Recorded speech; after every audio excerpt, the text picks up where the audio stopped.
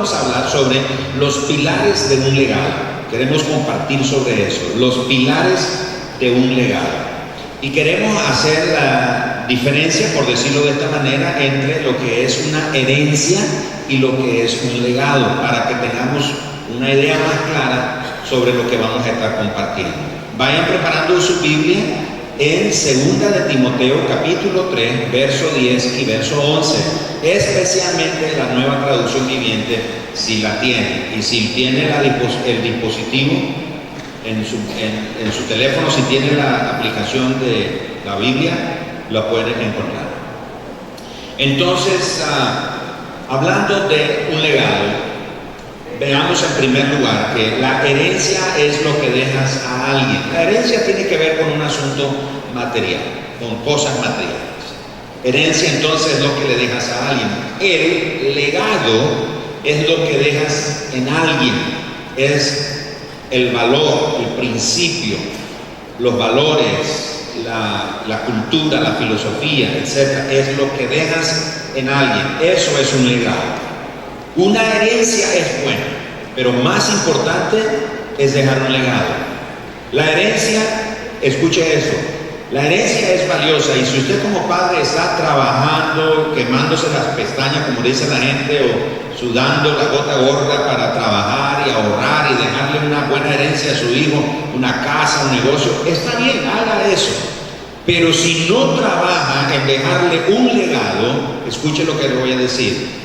Cuando usted ya no esté, la herencia que usted usó toda su vida para edificarla, construirla o reunirla y dársela a su hijo, la va a echar a perder, porque no tiene principio, no tiene valores, no tiene educación, no tiene cultura, y no la va a apreciar y la va a echar a perder. El ejemplo más claro de eso, el hijo pródigo, el menor. Le dieron su herencia y la desperdició. Entonces, va a echar a perder todo el esfuerzo de su vida si usted no trabaja a la par de dejarle una herencia a su hijo, dejarle un legado. El legado entonces es la influencia que nuestra vida tiene sobre otros, especialmente en nuestros hijos, aún después de que nosotros nos hayamos muerto. Una vez que nosotros nos morimos, el legado nuestro nos va a sobrevivir. Nuestro nombre, nuestros valores, nuestros principios, nuestra entrega, nuestra pasión, nuestro legado, en una palabra, nos va a sobrevivir. Hablarán de él una vez que nosotros nos hayamos ido, especialmente nuestros hijos. El legado no se mide por lo que logramos en nuestra vida, se mide por las vidas que son influenciadas por nuestra existencia, aún después de que nosotros nos hayamos ido. Es decir, el legado tiene que ver con esa cantidad de personas que son influenciadas por nuestra existencia. Eso tiene que ver con nuestro propósito. De manera entonces que cuando nosotros nos hayamos ido, no solo nuestros hijos, sino muchas personas sean influenciadas por nuestra existencia. Eso es legado. Nuestro legado no es nuestro sueño. Nuestro legado es influenciar en los sueños de quienes vienen detrás de nosotros, especialmente nuestros hijos. Nuestro legado es nuestra línea descendente de aquellas personas de quienes somos padres, o de esas personas a quienes nosotros, más bien como padres, tutores o líderes, estamos viendo. Ese es el legado, tiene que ver con esa línea descendente. Hablamos entonces hoy sobre los 5 pilares de un legado, porque cuando pensamos en pilares estamos pensando en una edificación. Y una edificación requiere fundamentos fuertes y duraderos para que puedan resistir el peso que la estructura va a cargar, y que de una manera consistente, de manera sólida, el edificio se pueda mantener en pie. Por ejemplo, esas columnas color gris o esas distintivos que ustedes ven de color gris en forma vertical, no solamente son un diseño para darle forma al edificio, realmente ahí hay columnas, hay pilares, y esos pilares descansan en los cimientos o los fundamentos de este edificio. Pero las columnas tienen la responsabilidad de soportar el peso de todo el edificio y transferirlo a los fundamentos. Entonces los pilares ayudan a soportar el peso de todo el edificio. Si quitamos esos pilares, el edificio se va a caer, no solo por el fundamento, es por el pilar. Entonces el pilar está ahí para ayudar a soportar el edificio, y toda esa carga que este edificio transmite, los pilares o las columnas la transfieren al fundamento. Entonces, eso es como un edificio. Todas las familias igualmente requieren pilares, requieren columnas que resistan, que transmitan el peso de todo ese edificio llamado familia al fundamento. ¿Quién es el fundamento de la familia? El fundamento de la familia, en primer lugar, es Cristo. Pero es interesante esto también, que el hombre es el fundamento de la familia. Cuando uno construye, lo primero que pone es el cimiento. ¿Sí o no? No pone las ventanas o las paredes, es el cimiento. Cuando Dios creó a la humanidad en el principio, al primero que creó fue ¿a quién? ¿A quién? ¿No los escuché? Al hombre. Y no creó al hombre primero porque el hombre es mejor o superior que la mujer. Creó al hombre porque el hombre es el fundamento de la familia. Pero el fundamento de la familia, el hombre, necesita un terreno sólido donde descansar. Y Cristo es esa roca, ese terreno sólido donde el hombre, fundamento, descansa, y entonces puede soportar el peso que las columnas le transfieren. Una familia entonces necesita esos pilares. Descubramos entonces este día cuáles son esos 5 pilares de nuestro legado que nos van a ayudar a perpetuar el valor, el diseño y el propósito que Dios tiene para nuestras familias. Y fue el apóstol Pablo, precisamente, que nos presenta a través de su vida y de su ministerio los pilares que él usó para edificar, levantar un legado moral, un legado espiritual, un legado de su ministerio en la vida de Timoteo y de todos los compañeros que lo acompañaron en esta jornada de ministerio. Siga entonces detenidamente estos principios que vamos a compartir hoy, que son muy valiosos. Entonces abrimos nuestras Biblias en 2 de Timoteo capítulo 3, vamos a leer el versículo 10 y el versículo 11, donde vamos a extraer los 5 pilares de esta mañana. Dice, leo de la Nueva Traducción Viviente: pero tú, Timoteo, sabes muy bien lo que yo enseño y cómo vivo y cuál es el propósito de mi vida. También conoces mi fe, mi paciencia, mi amor y mi constancia. Sabes cuánta persecución y sufrimiento he soportado y cómo fui perseguido en Antioquía, Iconio y Listra. Pero el Señor me rescató de todo eso. Estamos hablando de legado y quisiera que usted se preguntara qué legado le dejó su padre a ustedes. Quizás su padre ya no está con ustedes, pero piensen. Quizás a algunos les dejó alguna herencia, alguna casa, algún terreno o dinero o joyas, qué sé yo. Pero piense en qué legado le pudo haber dejado su padre. Por ejemplo, yo pienso en los míos y bueno, aunque no me dejaron así una herencia de dinero ni nada de posesiones y eso, pero yo me estaba recordando, bueno, mi padre me heredó las sillas mecedoras que tenemos. Cuando nos casamos no teníamos sillas, entonces en vida mi papi me dio las sillas, unas buenas sillas. Un día dentro el hermano Fuerte fue a la casa y la vio y le dio vuelta y dijo, buena madera, estas son buenas sillas, nunca se destruyen. Y eso siento que es mi herencia. Donde yo ando, ahí las cargo las sillas. Ya cuando yo me muera, pues no sé si uno de mis hijos las va a cuidar, ¿verdad? Pero al menos yo, ahí las cargo. ¿O la subasta? O me las echan en la cara. Bueno, no sé.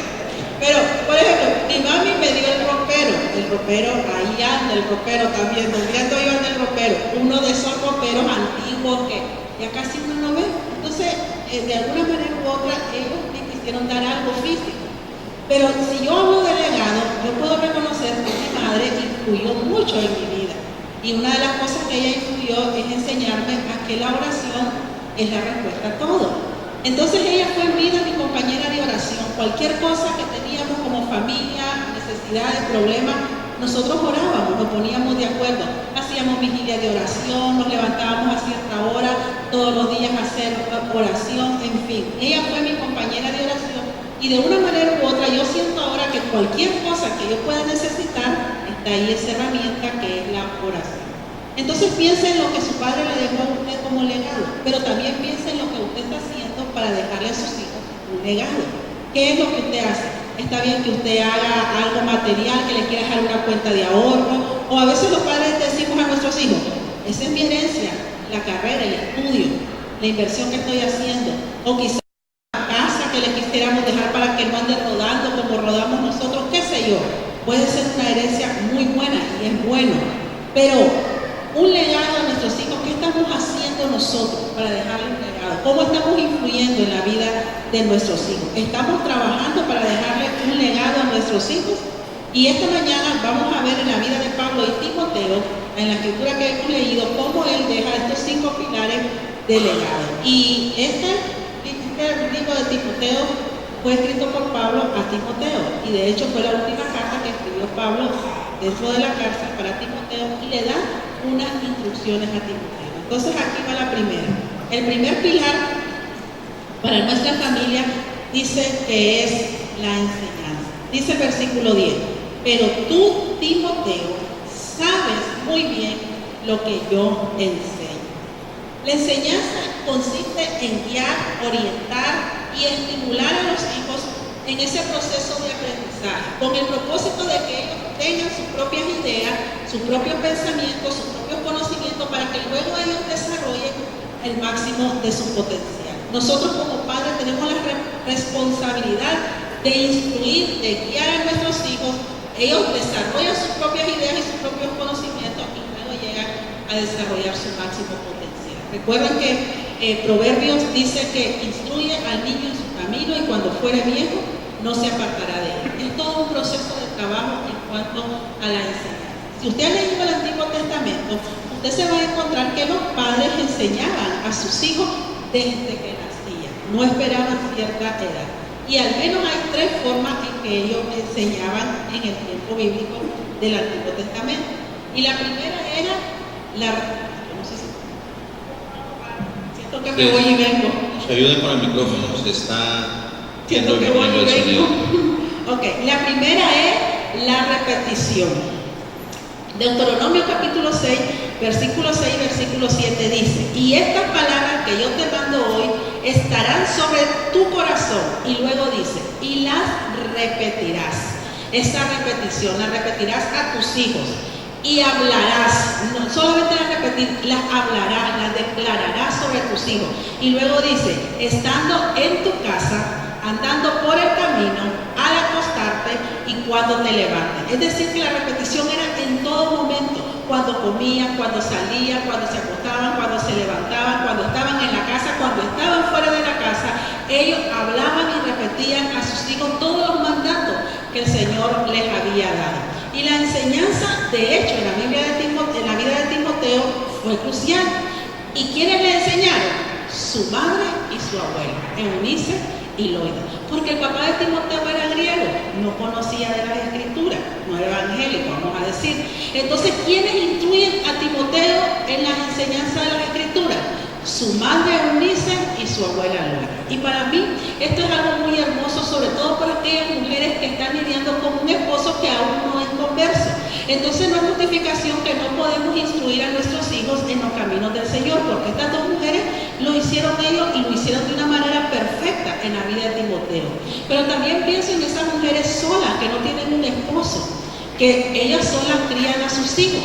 También no es una justificación el hecho de que como madres solas puedan guiar e instruir a sus hijos en la enseñanza. Y me gusta porque la Biblia dice que desde la niñez, le dijo Pablo a Timoteo, has sabido las sagradas escrituras, las cuales te pueden hacer sabio. ¿Quiénes le enseñaron esas sagradas escrituras desde la niñez?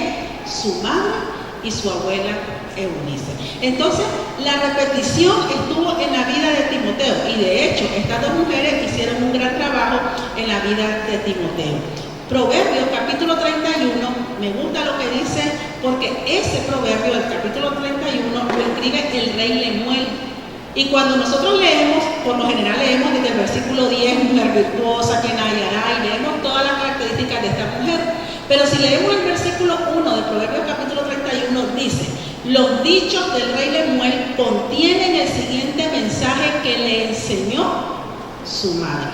Y después empieza a decir todos los proverbios. Y después el 10, la mujer virtuosa. Todo eso que Lemuel está diciendo ahí son proverbios, son enseñanzas que su madre le dio a él. Entonces la repetición es una de las formas en que enseñamos a nuestros hijos. La segunda es la fácil memorización, el hecho de que puedan memorizar las escrituras y la palabra del Señor. Vean, cuando usted lee, todo como los judíos criaron a los hijos, usted se va a encontrar que cuando el niño nacía, hasta la edad de 3 años, la madre los criaba. Ahí tenemos el ejemplo de Ana y su hijo Samuel.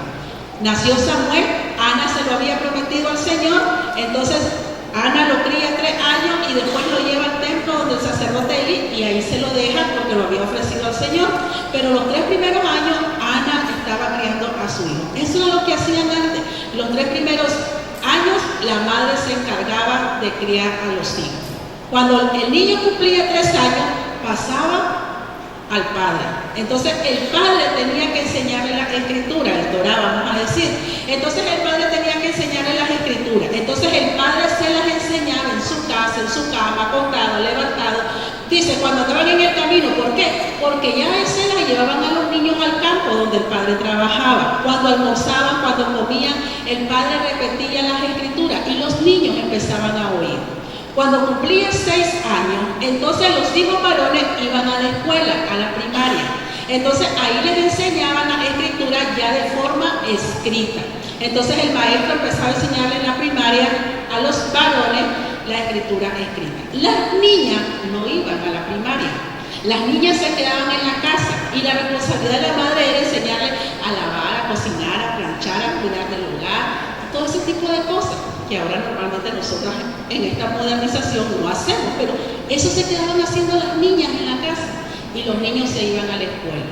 El primer libro que les hacían leer en la escuela a los niños era el libro de Levítico, pero además de eso los maestros les decían, cada día tienes que memorizar un texto de la escritura, de tal forma que desde los 6 años hasta los 9 años los niños memorizaban un texto diario de las escrituras porque iban a la escuela.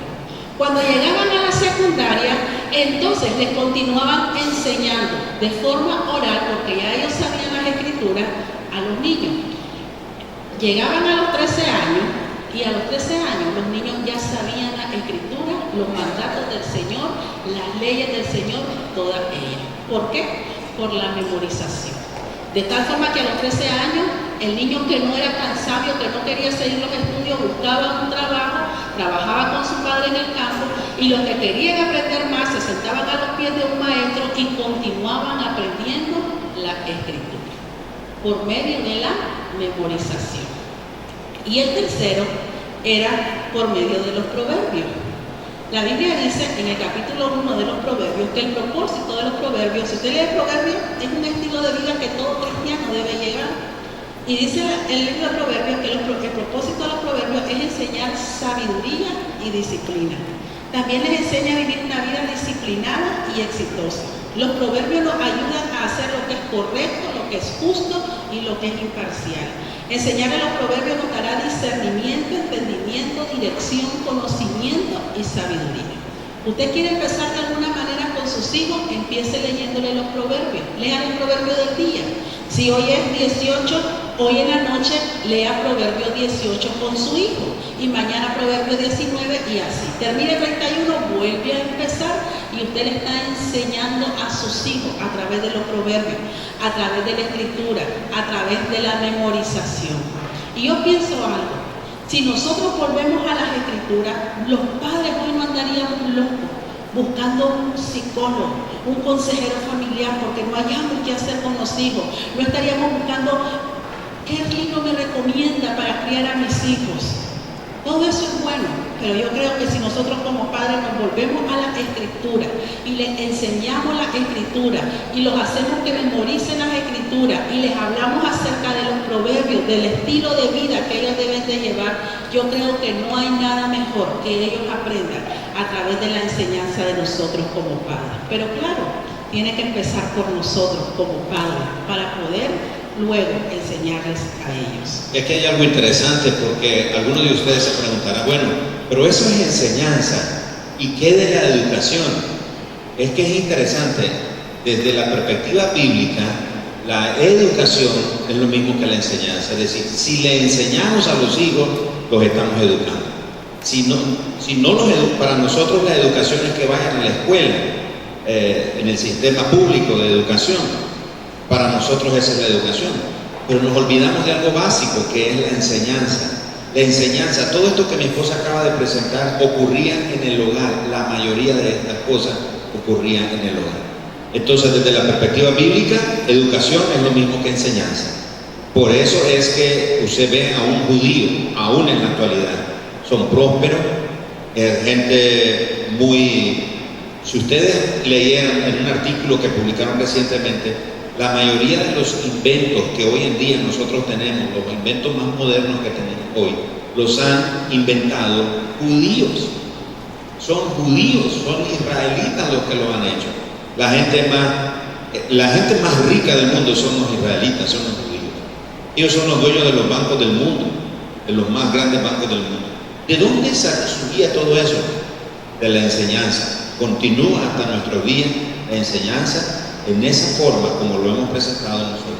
Si nosotros lo aplicáramos, hermano, sería otro nuestro panorama realmente. Entonces es muy importante, por eso lo que estamos hablando aquí ahora del legado. Vayamos al segundo pilar que tiene que ver con en la edificación de un legado.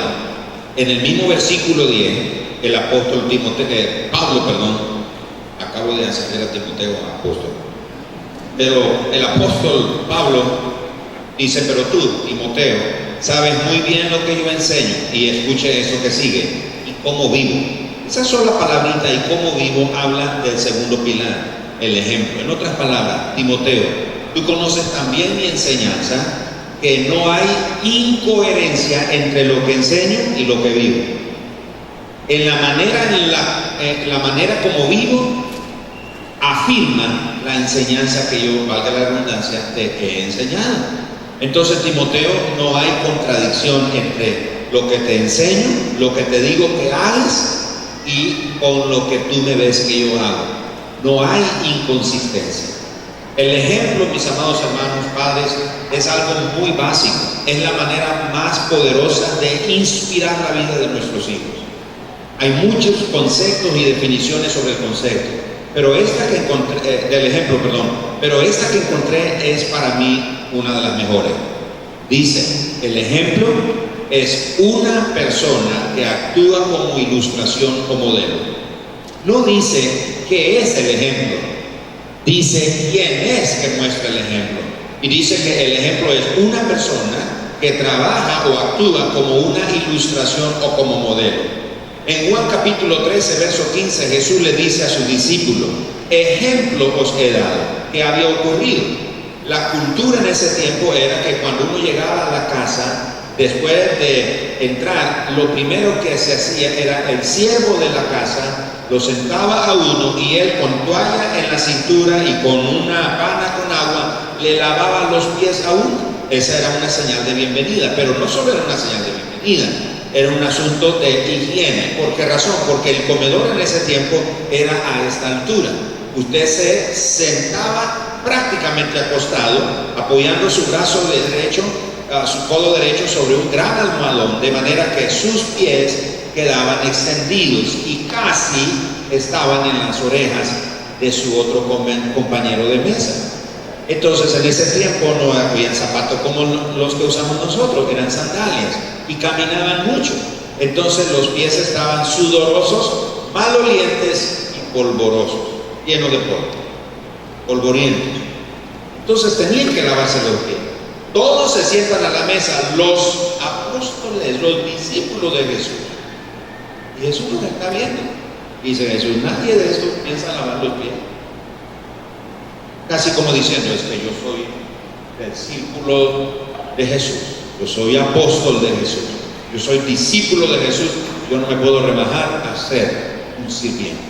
Jesús se levanta, se quita su manto de maestro, de rabino, y se ciñe la toalla de un esclavo, de un siervo, y agarra la pala y comienza a lavar los pies de los discípulos. Los discípulos están boquiabiertos, no pueden creer lo que está pasando. Y ahí es donde Jesús dijo a sus discípulos, Juan 13:15, ejemplo os he dado. Padres, si queremos dejar un legado en la vida de nuestros hijos, tiene que ser a través del ejemplo.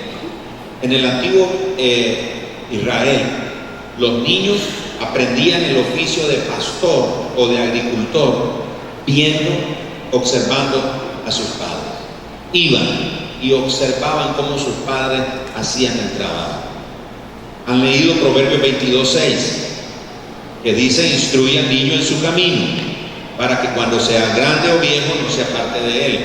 Ese versículo lo aplicamos a la vida cristiana como el camino, y está bien, se puede aplicar, pero la interpretación correcta de ese versículo es vocación. La palabra camino ahí es vocación, tiene que ver con trabajo. De manera que cuando un muchacho a la edad de 30 años, que era la edad de casamiento, era para la edad de casarse, algunos de nosotros nos casamos a los 18 años, y ya les voy a contar la historia. A la edad de 30 años, que era la edad para casarse, el muchacho le decía a su papá: papá, me gusta, dije en el primer servicio, la vecina, pero no era la vecina, era la hija de la vecina. Se me gusta la hija de la vecina. Entonces el papá de este muchacho iba y hablaba con el papá de la muchacha y le decía: mi hijo está interesado en su hija. Y el papá de la muchacha preguntaba: ¿y de qué trabaja? ¿Qué es su oficio? El papá decía: es pastor de ovejas, es agricultor, o es carpintero, pescador, lo que sea. Porque a esa edad debía de tener un oficio, un trabajo. Por eso Proverbio 22:6, instruye al niño en su camino, cuando sea viejo no se va a apartar de él. Entonces tenía que estar preparado. Pero si el papá no le dio ejemplo de trabajo, ¿con qué se iba a preparar ese muchacho? No iba a estar listo. Entonces era muy importante el ejemplo. De manera entonces que un muchacho, si quería casarse a la edad de 30 años, tenía que tener un trabajo. Nunca se me olvida cuando mi esposa y yo éramos novios, esa época de noviazgo. Yo llegué una tarde a casa de ella, mi suegra me atendió. Mi suegra tenía una máquina de coser, que recuerda, su mamá tenía una máquina de coser, y está mi suegra trabajando y yo estoy pretendiéndola a ella. Mi suegra dice: ¿cómo está, hermana? Me trataba hermana en ese momento. Y yo bien, y yo me acuerdo que le dije: aquí trabajando. Y yo me acuerdo que mi suegra se incorporó de la silla de coser. ¿Y en qué está trabajando? Y yo me metí en problemas, porque yo dije: no, pues en la iglesia. Y ella dijo: ah, bueno. Muchos de nosotros queremos tener una novia y ni trabajo tenemos, nunca hemos trabajado. Tienes que tener un trabajo. Y padre, no le dé su hija en noviazgo a alguien que no trabaja. Bueno, no es el tema del noviazgo, ¿verdad? Pero me estoy inspirando en eso. Pero así es como funciona. Pero tiene que ser el ejemplo. El ejemplo de los padres es la mayor inspiración. Voy a regresar a mi causa original, ¿verdad? Porque no es el tema de noviazgo, pero voy a regresar a mi punto. El ejemplo de los padres es la mayor inspiración de los hijos. Escuche que ellos aprenden de lo que nos ven hacer a nosotros, no de lo que nosotros les decimos. Nosotros le decimos a los hijos: no haga lo que yo hago, y le hacemos énfasis: no haga lo que yo hago, haga lo que yo le digo. ¿Y qué hace el hijo? Lo que nosotros hacemos, y lo que nosotros le decimos que haga sale por allá. ¿Por qué? Porque el ejemplo es la inspiración más fuerte que existe. Entonces, tenemos que ser un ejemplo para nuestros hijos de padre. No, por eso Pablo le dice a Timoteo, conoce mi enseñanza y la manera como vivo. En otras palabras, sabes de que si te digo que hay que trabajar, Pablo le escribió a los de Tesalonicenses, el que no trabaja, que no coma. Y Pablo dijo a una de las iglesias, no fuimos gravosos para ninguno de ustedes, aunque nos podían ayudar, pero no fuimos gravosos. Trabajamos con nuestras propias manos. Y dice Pablo, para hacerles ejemplo. Entonces le dice, conoce mi enseñanza y conoce mi vida, cómo vivo. Hay coherencia entre lo que enseño y lo que hago. Padre, tiene que haber coherencia entre lo que le enseñamos a nuestros hijos, los valores que le enseñamos. Si nosotros le enseñamos a nuestros hijos, le decimos, mire hijo, no hay que mentir. Nosotros le decimos a nuestros hijos, cuando los pescamos en una mentira, ¿de quién es la mentira? Y ellos, ¿de quién es la mentira? Del diablo. ¿Hijos de quiénes son los que mienten? ¿Hijos de quiénes son los? Del diablo. ¿Ustedes hijos de? No, entonces no hay que mentir. Pero si nuestros hijos nos agarran en una mentira, entonces ¿con qué autoridad les enseñamos de no mentir? Tenemos que ser ejemplo. La enseñanza tiene que ir de la mano del ejemplo. El niño, y es interesante cuando el niño aprende a mentir, especialmente con el cortero, que llega a cobrar su cuota semanal de 5 pesos, le compramos unas pailas para hacer los frijoles,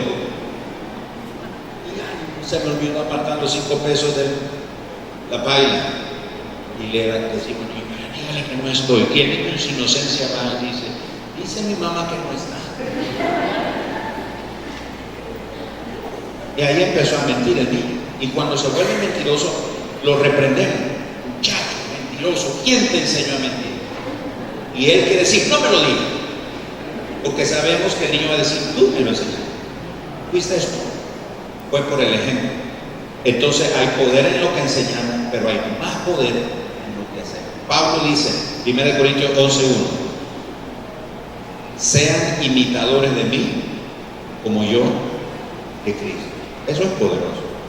Yo le he dicho a los pastores, en eventos con pastores hermanos, yo no me siento listo para decirle a nadie, sea imitador de mí como yo de Cristo, porque Pablo, yo tengo que rendirle sombrero a Pablo.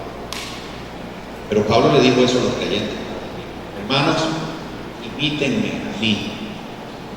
O sea, mi vida es un ejemplo que ustedes pueden imitar, no se van a equivocar, no van a salir defraudados.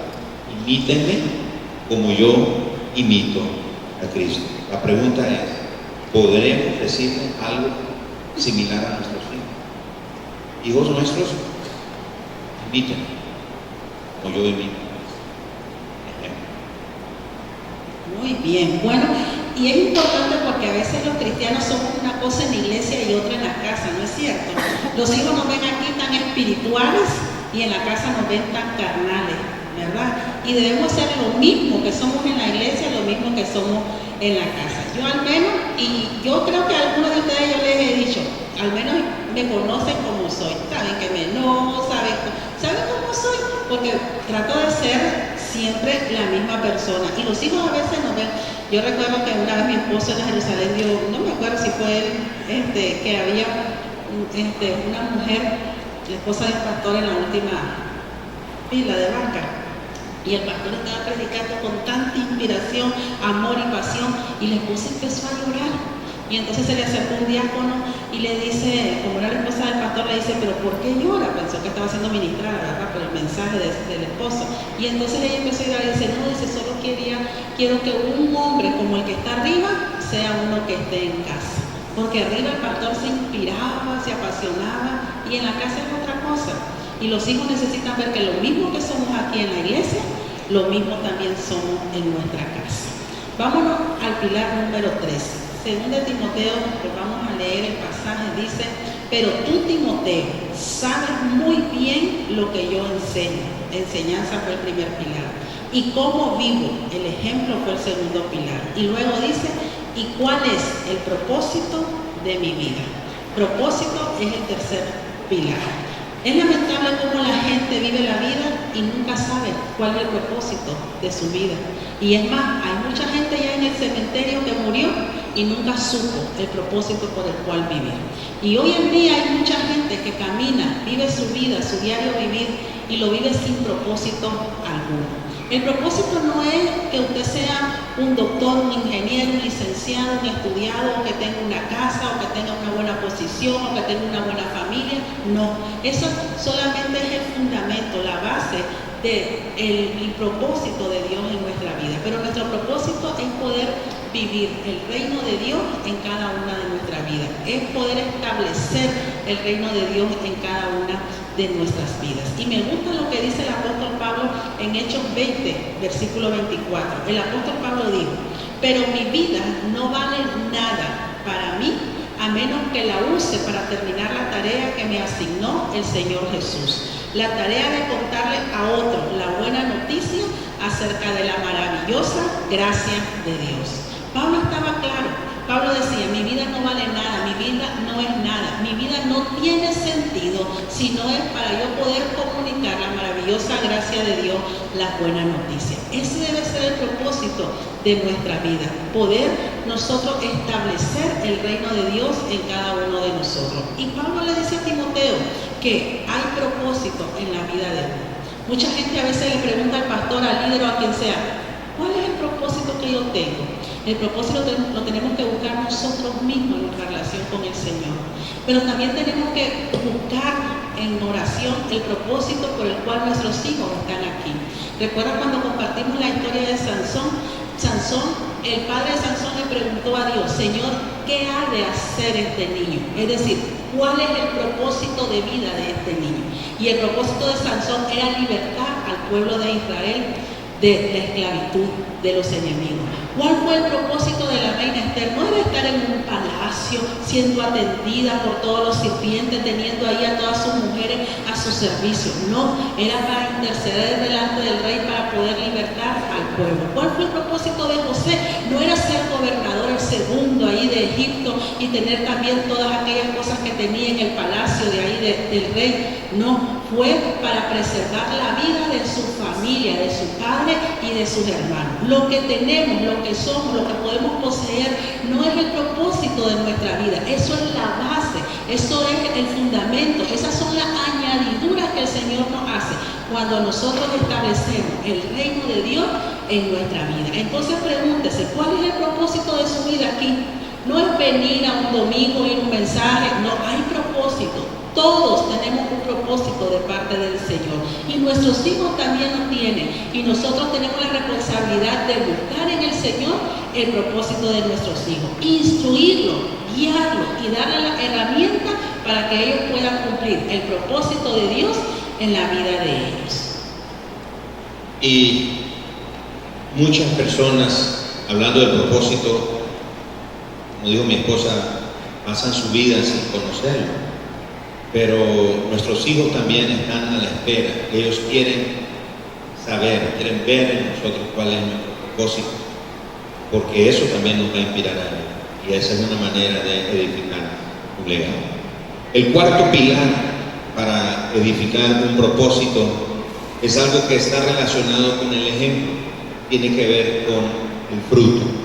Si ustedes leen conmigo ahí en el mismo versículo 10 de 2 de Timoteo 3, en la Nueva Traducción Viviente, donde estamos leyendo, Pablo le dice a Timoteo: conoce mi enseñanza, he sido ejemplo, es decir, sabes cómo vivo, mi propósito de vida.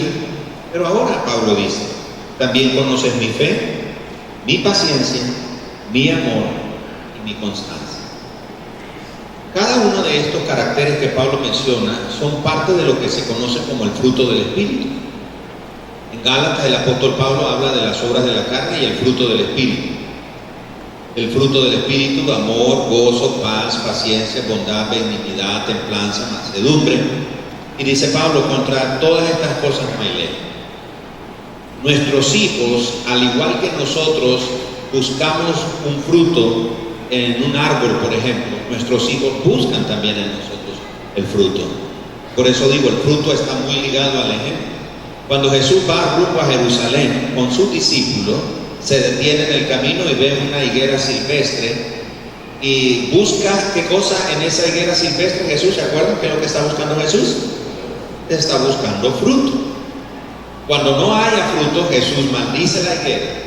Los hijos también están buscando en nosotros fruto. ¿Fruto de qué? Fruto de nuestro amor, fruto de nuestra fidelidad, fruto de nuestra constancia, fruto de nuestra lealtad, fruto de nuestro servicio, fruto de nuestra paciencia. Ellos quieren ver fruto, porque cuando el fruto está presente en nuestra vida, nuestros hijos van a identificar que hay un poder actuando en nosotros, porque el fruto no lo producimos nosotros por sí solos. El fruto lo producimos por la presencia de Dios en nosotros. Cuán cambiado nos ven nuestros hijos. Mi esposa mencionó, si los hijos nos ven en la iglesia siendo de una manera y en la casa o en la calle siendo de otra, entonces ellos no van a identificar el fruto. El fruto es lo que nosotros damos en todo lugar. Un árbol de mango es mango aquí en cualquier lugar, independientemente de donde esté. Es fruto, nos indica que él es un árbol de mango. El fruto entonces en nosotros es ese poder que actúa internamente, y que ese poder que actúa internamente en nosotros provoca o evidencia el carácter de ese poder. Y el carácter de ese poder que actúa internamente en nosotros es un carácter que produce transformación en nosotros. Entonces los hijos quieren ver esa consistencia en nuestro estilo de vida. Ellos quieren ver fruto. La pregunta sería entonces, ¿pueden identificar nuestros hijos frutos de nuestra relación con Dios? ¿Pueden nuestros hijos identificar fruto del amor que tenemos como padres o esposos y padres a la vez con ellos? Nuestro grupo de matrimonios que dirigimos, mi esposa y yo, estamos estudiando un libro, un material que se llama Las estaciones del matrimonio. Y este fin de semana tocaba hacer una tarea que era por separado, cada cónyuge hace un examen para identificar en qué temporada está su matrimonio. Y luego nos juntamos para ver. Y bueno, le dimos gracias a Dios porque nos identificamos. Ambos identificamos en qué temporada estamos y le dimos gracias a Dios. Pero ahora que identificábamos, teníamos que trabajar juntos en esta tarea. Nuestra hija Keren vino y dijo, a ver, yo voy a examinar por ustedes. Y ella comenzó a buscar fruto. ¿Qué era la palabra primera? No me acuerdo. Felice era, ¿vale? Compasión, o pacífico era la palabra. Y dice ella, pacífico.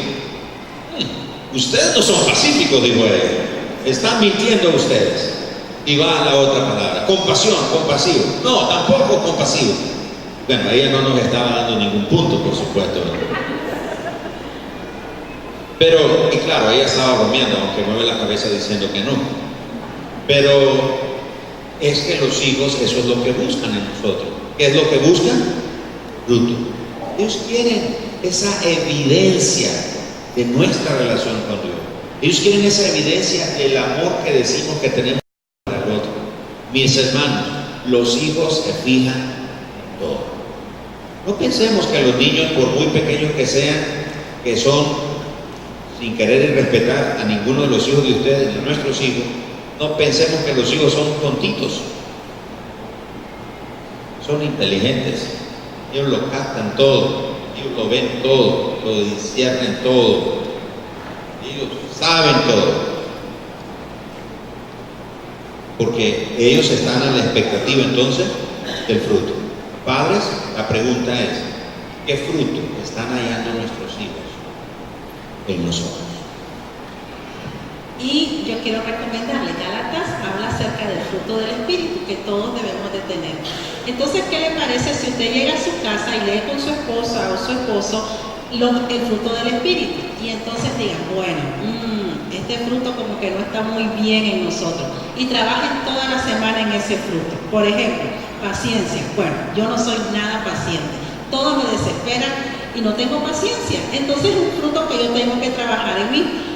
Dice mi esposo que como no he aprendido estos 26 años, el Señor me va a seguir en la escuela. ¿Por qué?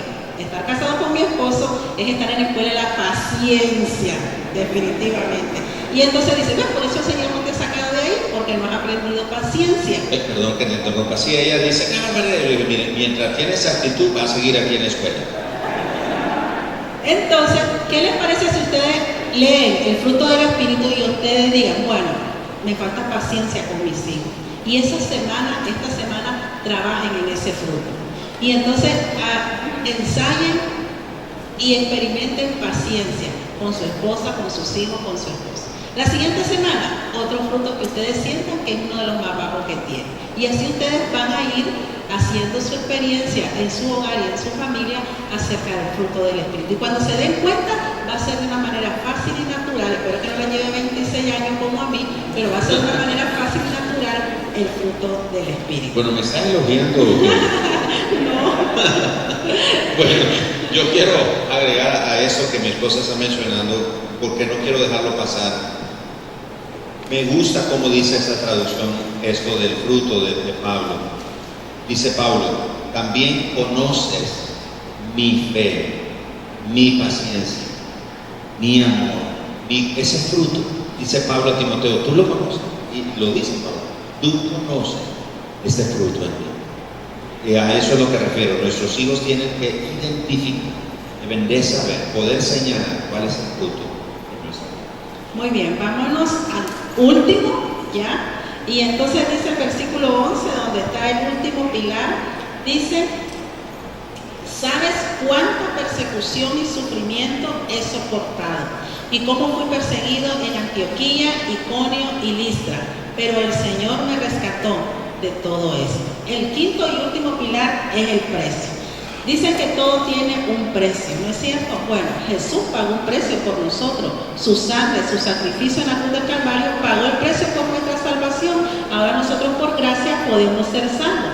Ya no tenemos que pagar nada. Pero aún la vida cristiana, en esta vida que nosotros vivimos como hijos de Dios, pagamos un precio. Por ejemplo, tenemos que pagar un precio para poder tener tiempo con Dios, porque muchas veces andamos tan apurados en las cosas de la vida, que el trabajo, que los quehaceres, que los pagos, todo lo que tenemos que hacer, que nos olvidamos de todo, hacemos todo y nos olvidamos de hacer nuestra búsqueda con el Señor, buscar las Escrituras, buscar al Señor en oración. Eso tiene que ver con un precio como nosotros, como hijos de Dios. Por ejemplo, el hecho de venir aquí los martes y los viernes, 5 y 15 de la mañana, los domingos a las 8 de la mañana a orar, todo requiere un precio. Ya no pagamos por nuestra salvación, pero sí la vida cristiana requiere un precio, un sacrificio, una entrega al Señor, una renuncia a muchas cosas. Todo eso es parte del precio. Y también con nuestra relación en nuestra familia requiere un precio. El tiempo con nuestros hijos, el escuchar a nuestros hijos. A veces no tenemos la paciencia o no tenemos el tiempo para sentarnos con nuestros hijos y escucharlos y oír de ellos lo que quieren, lo que piensan, lo que sienten, lo que quisieran hacer. Todo eso requiere de un precio. Y Pablo le enseña aquí a Timoteo acerca del precio que él tuvo que pagar. Y le dice a Pablo, ¿sabe cuánta persecución y sufrimiento he soportado? Y menciona 3 lugares. ¿Cuál fue el precio que Pablo pagó en estos 3 lugares? Bueno, de Antioquía fue expulsado, de Iconio fue amenazado de muerte y de Listra fue apedreado. Entonces le dice, tú sabes el precio que he pagado, pero de todo esto me libró el Señor. Y la familia también requiere un precio. La esposa, los esposos, el tiempo, la dedicación, la entrega, el servicio que nosotros tenemos hacia la familia, todo requiere también un precio si queremos tener familia fuerte, familia firme y una familia con un propósito de vida en el Señor. ¿Cuántos han oído esa expresión de los hijos cuestan? ¿Cuántos las han dicho alguna vez? Los hijos cuestan. Recuerdo que, y dejé de hacerlo, debo de contar, en los primeros años de niñez de nuestros primeros 2 hijos, Gerald y Keren, yo me acuerdo que yo iba guardando todas las recetas, todas las, ¿cómo se llama? Las idas al médico, y mi esposa me decía, ¿y para qué está haciendo eso? Yo, porque un día yo les quiero contar a ellos, mira todo lo que nosotros hemos pagado por él, lo que nos ha costado. Y los hijos cuestan realmente. Y claro, yo sé que usted está pensando en eso: medicina, educación, ropa, comida, todas esas cosas. Y si bien es cierto que es bueno considerar esas cosas, pero cuando me refiero a que los hijos cuestan, no estoy hablando propiamente de eso. Estoy hablando precisamente del precio que hay que pagar para ser padre. Mi esposa estaba orando hoy en el tiempo de oración, y un hombre se sentó a la par de ella y comenzó a llorar y dijo: mi vida es un caos. Mi esposa, por supuesto, ese no era Dios que le estaba hablando, ¿verdad? Porque ella está con los ojos cerrados, dice, y de repente siente que alguien se sienta y le habla al oído: pastora, mi vida es un caos. Y ella abre los ojos y ese hombre, cuando terminó el primer servicio, me abordó ahí en las puertas y me contó su vida en pocos minutos. Un hombre que tiene un trabajo que le lleva a estar ausente de su casa hasta por 3 meses, dice. Y su esposa le reclamaba y le dijo, porque él le dijo: mire, como que usted no está reconociendo lo que yo hago, yo trabajo para traerle comida, y si yo no trabajo, el vecino no va a hacer eso, ni su familia. Y ella le dijo a él, dice, ella le dijo: yo te voy a demostrar la confianza que tengo en el Dios que yo creo y que sirvo, que amo, que no necesitamos de tu trabajo para vivir. Y le digo, porque no es comida lo que necesita, aunque es buena la comida. No es dinero, y aunque es bueno el dinero, te necesitamos a ti. Ese es un precio que pagar. Tienes que estar presente. No es solamente estar presente físicamente, pero hay que estar presente emocionalmente, con los hijos, con la familia. Este hombre llorando ahí en la puerta me dice: pastor, Dios me habló hoy, me enseñó hoy el Señor sobre eso, y dice que iba para su trabajo, se regresó en la carretera desde donde venía, donde iba, y le dijo a su hijo: vamos a la iglesia. Él va a otra iglesia, por supuesto, pero le dijo: vamos al Mundo de Fe. Y el hijo le dijo: sí, me gusta, vamos. Pero el hombre, llorando, reconocía que él no ha pagado el precio que debía de pagar por su familia, por su esposa.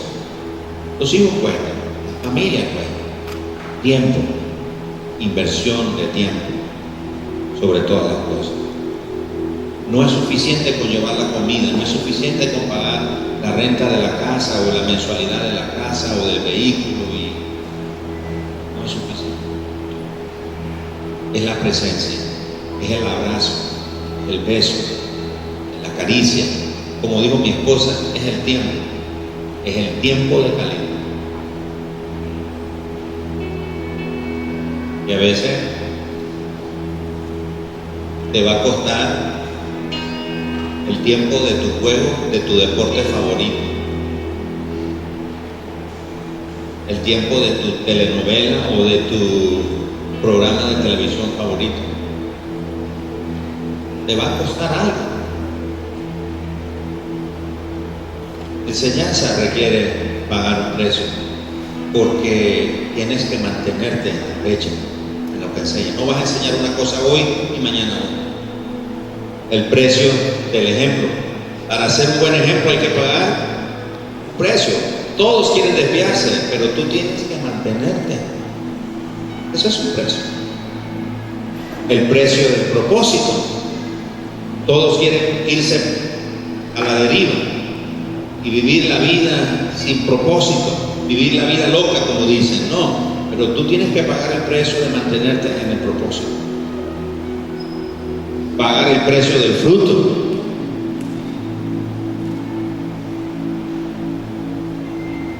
Hay un precio que pagar. Quiero añadir algo a mi esposo.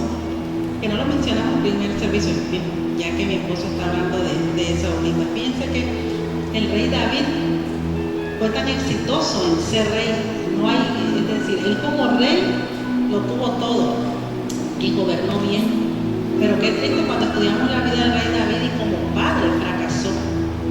Como padre, él tuvo muchas debilidades por no haberle dedicado el tiempo a su hijo. Y cuando su hijo Absalón murió, y usted lee la Biblia, entonces él lloró, él le guardó el luto y dijo: oh, mi hijo Absalón, mi hijo amado, hasta que había muerto el hijo. Y hasta entonces él se dolió. Pero mientras estuvo en vida se dedicó tanto a ser rey y a gobernar bien que se olvidó de la familia, se olvidó de los hijos. Y muchas veces nosotros como padres nos enfocamos tanto en llevar lo material y está bien porque tenemos que suplir a nuestro hogar, es nuestra responsabilidad y todo, pero a veces dejamos nuestros lomos en un trabajo que mañana te pueden correr y no les importa a los jefes, ¿verdad?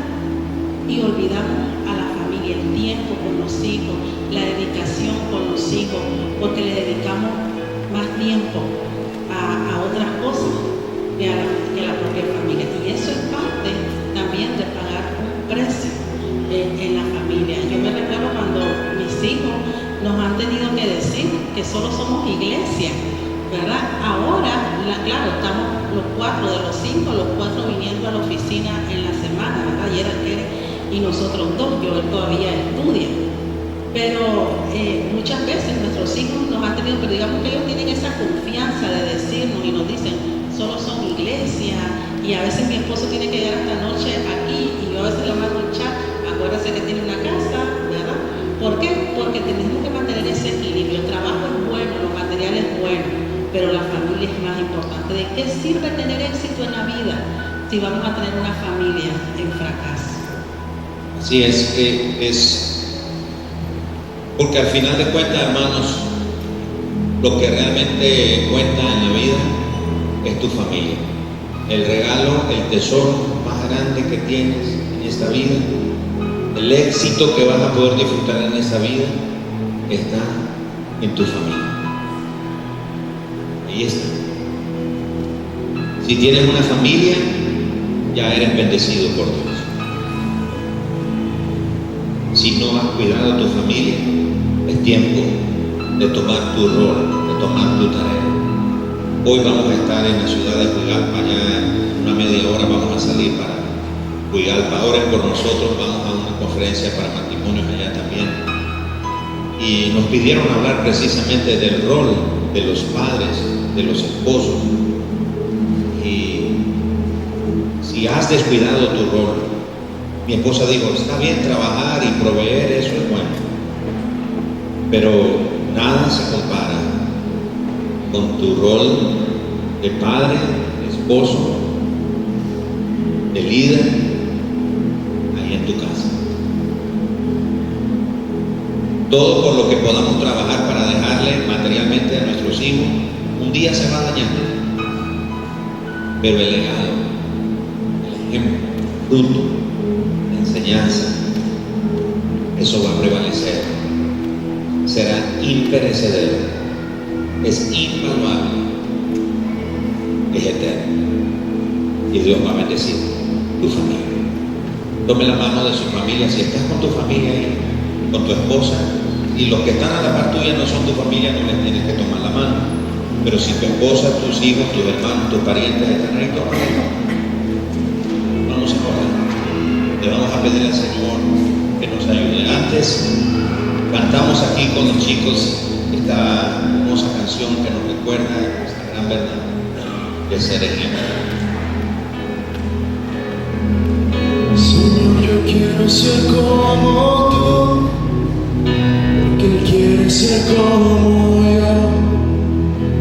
Yo quiero ser un buen ejemplo, que sus ojitos puedan ver. Señor, ayúdame a enseñarle que pueda entender que yo quiero ser como tú, porque Él quiere ser como yo.